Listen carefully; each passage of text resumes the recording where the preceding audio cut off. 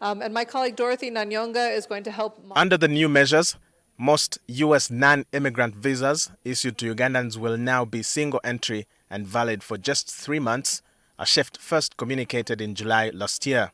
And a non-immigrant visa is important to underscore is a privilege granted for a specific purpose, not a right, and is something that is required to be able to stay for a period that is authorized, and to not violate the terms or conditions of any admission, or to misuse a non-immigrant visa.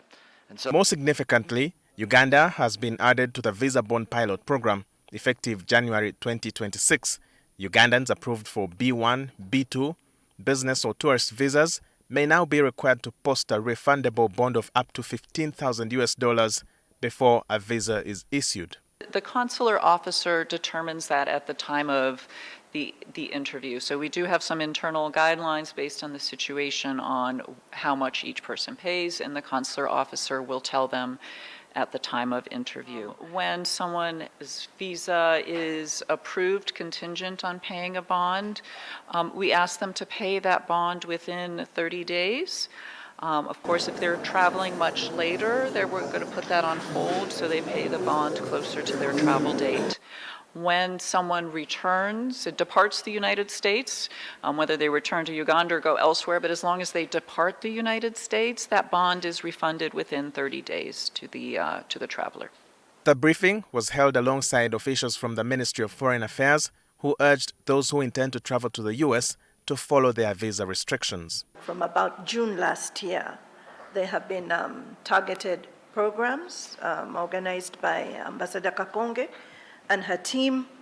I believe they began with the student community, because you have a number of students who are legally in the United States for the period of study, and once they graduate, it's when they change their minds and decide they would like to stay. And there's need for a lot of education on that and its implications, and our embassy in Washington, D.C. is doing that. Meanwhile, the U.S. government has also temporarily paused the issuance of immigrant visas for nationals of 75 countries, including Uganda, as part of enhanced vetting requirements. The pause does not affect tourist, student, or other non-immigrant visas. Our immigrant visa applications and interviews are continuing during this period. Simply, the department is not issuing those visas at the moment. Previously issued immigrant visas have not been revoked, so if someone has an immigrant visa, they may travel on that. U.S. consular officials say visa misuse by some Ugandans remains a concern, with offenders risking deportation and permanent ineligibility for future travel. Walter Mwesije, NTV.